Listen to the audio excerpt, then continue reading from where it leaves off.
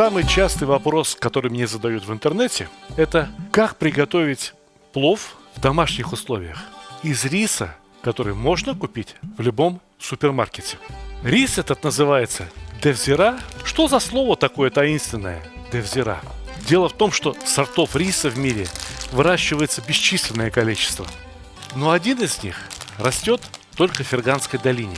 Вернее, раньше рос. А теперь его начали выращивать в Краснодарском крае, на Кубани. Посмотрите, здесь на каждом зернышке есть специфический рубчик такого темно-бордового цвета. Рисовое зерно изначально было покрыто довольно плотной оболочкой, точно такого цвета, как вот этот вот рубчик. И при обмолоте снимается эта оболочка. И когда она снимается, она превращается в пудру. Отсюда вот этот характерный розоватый цвет риса. Во-первых, замачивать его надо сильно соленой водой, и вода должна иметь температуру примерно 60 градусов. Почему 60 градусов? Да потому что рис – это крахмал. А с крахмалом в присутствии воды при температуре 62-64 градуса происходит определенная реакция. Понимаете, чтобы эта реакция не произошла раньше времени, чтобы она произошла у нас уже здесь, в казане, заливать водой надо 60 градусов. Попробуйте залить холодным, попробуйте залить кипятком. Получится хуже. Я проводил реальные эксперименты, и результаты описал в книге «Плов. Кулинарные исследования». Замачивать рис следует как минимум 30 минут. Ну, хорошо бы замочить его часа полтора-два. Поэтому рис я замочил первым делом. А вот теперь можно начинать готовить плов. Сначала надо нагреть казан. Ну, не казан, кастрюлю, но в любом случае нагреть надо основательно. Это алюминий с каким-то покрытием. И поэтому я сразу наливаю масло, чтобы кастрюля не стояла пустая. Сегодня я взял хлопковое масло. Многие считают, что хлопковое масло – это и есть самое правильное масло для приготовления плова. Но это не так. На самом деле, конечно, уж совсем правильный плов следует готовить на курдючном сале. Да? Но мы сегодня готовим очень по-простому. Примерно так же, как готовят в узбекских семьях. Вы что думаете, в Узбекистане у всех стоят казаны огромные, у всех огонь под казаном горит? Нет, там тоже люди живут в квартирах, и там тоже есть электроплитки. А плов, тем не менее, готовят. И у всех все получается. Вот, например, если нет хлопкового масла, можно ли взять другое? Да, можно. Надо выбирать такое масло, в котором как можно меньше своего собственного запаха. Вот бывает подсолнечное масло первого отжима, да, которое прям пахнет семечками. Нет, оно сюда не подойдет. Или оливковое масло, очень дорогое, первого отжима. Вот салатик полейте, либо просто хлебушком в это масло помакайте, съешьте. Оно полезное. А для приготовления плова необходимо масло, может быть, попроще, но лишь бы оно не имело никакого собственного запаха. Рисовое масло, кукурузное масло. Мне, например, очень нравится масло из виноградных косточек. Есть еще одно правило. Если вы берете какое-то растительное масло, а не бараний жир, тогда его надо обязательно перекалить. Перекалить буквально до появления сизого дымка. И после этого в таком масле надо обжарить либо небольшую луковицу, либо кусочек лука. Пока обжаривается луковица, поговорим о пропорциях. В этой пачке было 800 грамм риса. И это правильное количество риса для семьи. Когда мы жили в Узбекистане в квартире, у нас был казан примерно такого размера. И мы готовили на газовой плите. И мы всегда брали 5 пиалок риса. И это было как раз 800 грамм риса. Килограмм риса на газовой плите, либо на электроплите приготовить уже проблематично. Посмотрите, вот и казан ведь, либо кастрюлю нужно тоже выбирать особым образом. Не надо брать высокие ведроподобные кастрюли. Лучше взять широкие. Во-первых, дно больше тепла собирает. И во-вторых, тепло быстрее дойдет до верха. Понимаете, чем вот такой высокой кастрюли? Мяса тоже слишком много не надо. Многие считают, что чем больше мяса в плове, тем он вкуснее. Слушайте, если вы так сильно любите мясо, приготовьте что-нибудь другое. Плов – блюдо не про мясо. Плов – блюдо с мясом. Понимаете? 800 грамм мяса – это более чем достаточно. 800 грамм моркови. Вот так они выглядят.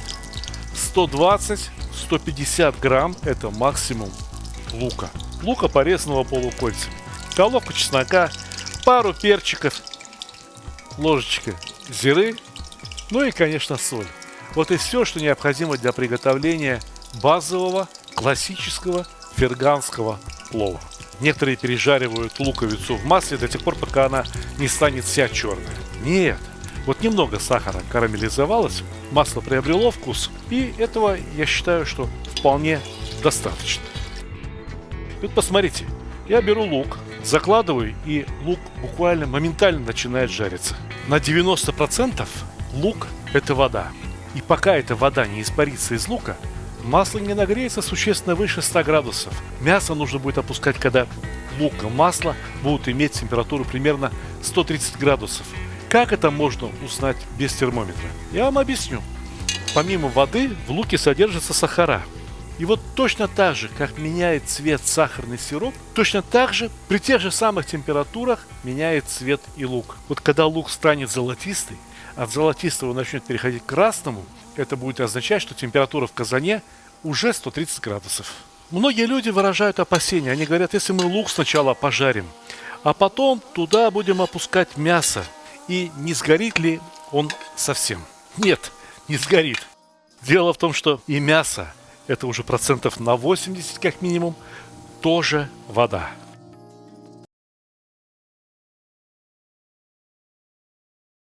Огонь, сковородка, курица. Очень тепло, уютно, очень мило, так по-домашнему. Но иногда чего-то не хватает. Например, нам не хватает спонсоров.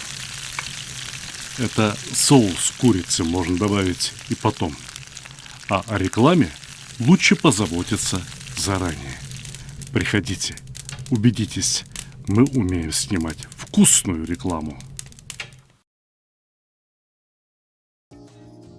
Обратите внимание, что мясо ровно столько, что оно покрывает дно казана, ну вот или кастрюли, ровно в один слой. Вот и хватит, больше не надо. Зато у нас сейчас все кусочки мяса жарятся одновременно.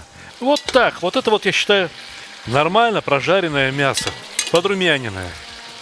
И некоторые люди говорят, у меня плов пригорает там на последнем этапе, как я не убавляю огонь. Ребята, мясные соки пристали к дну казана, либо кастрюли у вас с самого начала. И вот они потом и пригорают. Но с этим есть возможность побороться. Я вам чуть попозже расскажу как. А пока мне некогда. Мне надо морковь закладывать.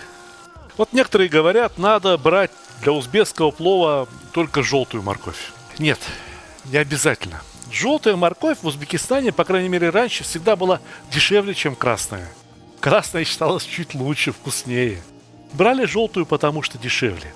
А потом люди привыкли ко вкусу этой желтой моркови. К моркови обязательно надо добавить зиру. Вот именно сочетание зиры и моркови – это есть особый запах узбекского плова. Некоторые говорят, не люблю зиру, она мне весь вкус портит. Попробуйте готовить и без зиры. Мы раньше тоже иногда готовили без зиры, потому что зира всегда была довольно дорогой специей в Узбекистане.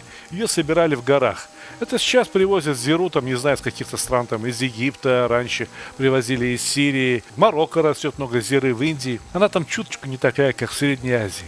В Средней Азии была дикая зира, и пакетик этой зиры стоил иногда целый рубль. А за рубль можно было купить килограмм риса, да еще буханку хлеба. А за рубль можно было купить целую бутылку хлопкового масла. Поэтому многие готовили и без зиры, а плов получался все равно вкусным. Самое неприятное для неопытных поваров состоит в том, что этот нагар на черном казане не виден. Но если вы пройдете шумовкой по дну, то вот, пожалуйста, вот видно, вот этот нагар. Вот от этого нагара вода, бульон, то, что называется зирвак, становятся красными. От этого нагара и плов становится красным. Красным он не становится от того, что в него морковку добавили. Пора убавлять нагрев. Часто люди спрашивают, сколько минут надо жарить мясо, сколько минут надо жарить морковь. Вот, например, морковь должна стать мягкой. Видите, какая она? Изгибается. Вот сейчас у меня правильно пожаренная морковь. И теперь надо залить водой. Непременно горячей. Лучше кипятком. Если мы сейчас зальем сюда холодную воду, то морковь начнет готовиться как бы с самого начала. И она разварится, и она превратится в кашу. То, что плов кашеподобный, очень часто случается из-за неправильно приготовленной моркови. Нужно уменьшить нагрев до минимума, и пусть зирвак кипит медленно, спокойно, и чем дольше, тем лучше. Минимум – это 40 минут. Прошло уже 30 минут. Запах от зирвака стоит на весь дом. И вы посмотрите, какой цвет у этого зирвака. Ведь лучше не придумаешь. Цвет красный, бульон сам по себе прозрачный. Идеальный зирвак. И теперь самое время опустить зирвак, чеснок и перец. Кроме того, надо не забыть посолить. Я думаю, что уйдет примерно столовая ложка соли. Ну что же рис? Рис замачивался 1,5 часа. Он изрядно увеличился в объеме. Он изменил цвет. И он готов к тому, чтобы с него сейчас смыли крахмал. Мыть рис надо очень осторожно. Желательно под теплой водой, не под холодной водой. Не надо перетирать его в руках. Надо сливать эту мутную воду, наливать свежую, поднимать рис несколько раз руками. Очень осторожно, сейчас он хрупкий и может поломаться. Из рисовой сечки будет выходить очень много крахмала, и плов получится клейким, липким, невкусным, некрасивым. Поэтому сейчас с рисом надо обращаться как с грудным ребенком. Тепленькой водой аккуратненько помыть до тех пор, пока с риса не будет стекать абсолютно прозрачная вода.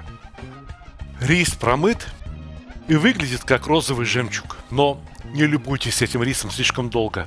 Нельзя оставлять промытый рис в сухом виде. Надо как можно скорее выкладывать его в казан. Шумовочкой, аккуратно, ровным слоем поверх моркови, чеснока и перца. Разровнять слой риса и посмотреть, достаточно ли воды. Вот у меня сейчас в зирваке достаточно воды, потому что зирвак полностью покрывает рис. Будет необходимо, мы всегда можем долить. А теперь прибавляем нагрев до максимума. Некоторые знатоки говорят, что рис ни в коем случае в плове мешать нельзя. Но посмотрите сейчас в нашу кастрюлю. Кипит посередине, а по краям не кипит.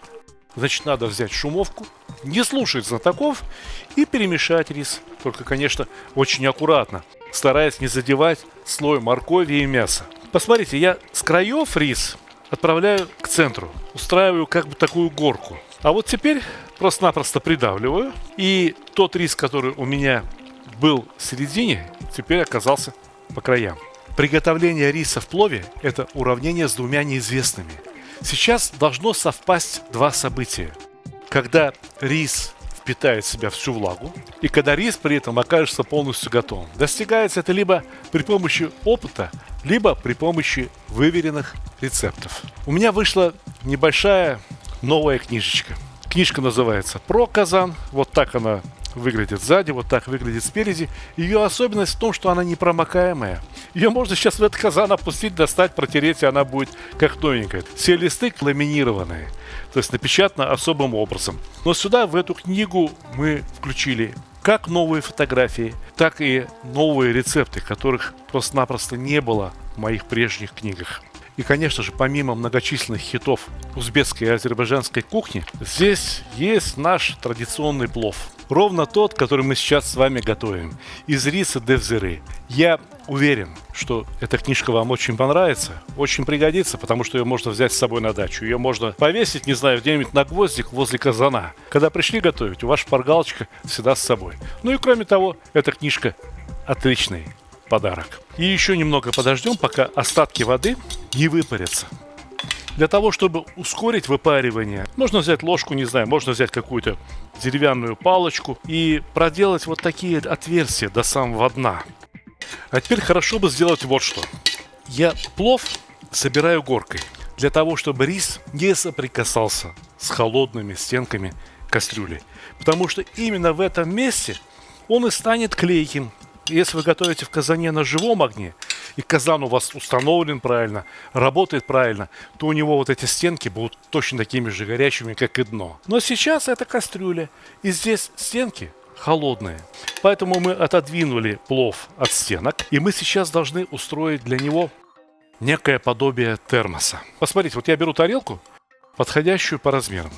Я накрываю этой тарелкой плов, и вот сюда, между тарелкой и крышкой, я кладу бумажные салфетки. Вот эти чистые бумажные салфетки будут впитывать всю лишнюю влагу, и она не будет стекать туда вниз. Вот так, в закрытом казане, при самом малом нагреве, плов должен простоять минимум 40 минут. Некоторые говорят, 25-30 минут хватит. Поверьте, 40 минут. Или даже дольше, если можете вытерпеть дольше, то лучше потерпеть подольше. Плов станет только вкуснее. только более рассыпчатым и более ароматным.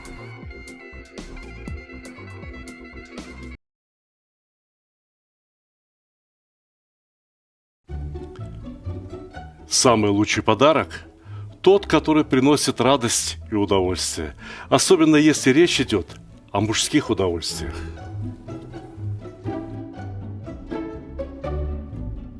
Самый лучший подарок – тот, который приносит пользу. Например, кому не хотелось бы наконец-то разобраться в приготовлении мяса? Самый лучший подарок – это то, что принесет хорошее настроение в погожий, солнечный день.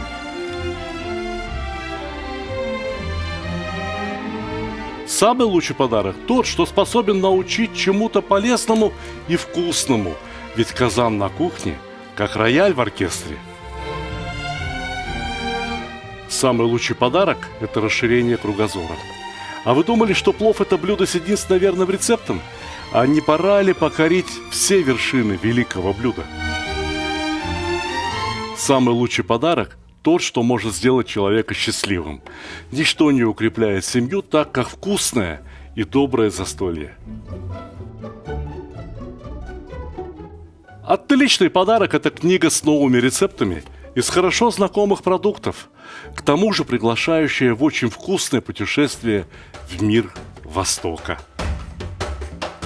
Самый лучший подарок, когда все самые любимые и популярные рецепты собраны в одном месте, где текст превращается в видео, а картинки оживают.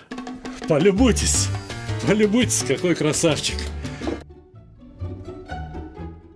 Самый лучший, самый ценный подарок – это дружба между братскими народами. Теперь вы совершенно точно можете сказать, что с татарами вы уже давно пуд соли съели. Моя самая новая и самая любимая книга рассказывает о земле и раскрывает всю душу татар. Эти книги теперь можно купить любым удобным для вас способом. С автографом в моем личном интернет-магазине, либо с быстрой доставкой через Озон, либо с большими скидками и кэшбэком в мегамаркете. Ссылки в описании к ролику, а также в верхнем комментарии. Готов наш плов. И салат специальный для плова тоже готов. Салат это называют то как. Вот по-таджикски его называют помидор бопиос. Помидор с луком. А на узбекском языке у него есть целых два названия. В Ферганской долине его называют шакароб, что в переводе означает сладкая вода. А в Ташкенте и в других областях называют ачих-чучук. Но вот без него плов не едят. Посмотрим, однако, какой плов у нас сегодня получился. Вот салфетку, о которой я вам говорил, пришлось менять несколько раз. Несколько раз она намокла, столько еще лишней влаги вышло из риса. Ну а теперь посмотрим, как рис получился. Отлично получился. Просто надо поздравить российских рисоводов, тех, кто выращивает рис, с таким успехом. Настоящий узбекский рис. Этого плова хватит на 5 довольно голодных мужчин. А если вы будете готовить что-то еще, не знаю, ну шашлык, не знаю, там, или шурпу сварить на первое, да, то такого плова хватит на 10. Ну куда еще больше-то? Лучше, когда соскучитесь, приготовить свежий. Тем более, что рис теперь вполне доступен. Приятного аппетита!